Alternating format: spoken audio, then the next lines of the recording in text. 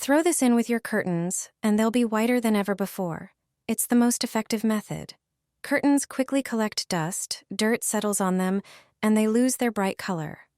Just wash them as usual, but with a few simple additions. You only need 2 things. Put the curtains into the washing machine and add an aspirin tablet. Aspirin breaks down residue, refreshes the fabric, and helps it regain its lightness and softness. Close the drum and open the detergent drawer. Now, grab some baking powder and pour it into the detergent compartment. It works like a natural whitener and removes the grayish tint that builds up over time. Into the fabric softener compartment, add white fabric softener. This will make your curtains not only fresh and soft, but also keep their snowy white color for longer.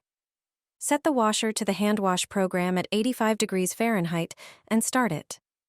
Once the cycle is done, you'll see the difference. The curtains will be clean, fresh, and brilliantly white again. It only takes a moment.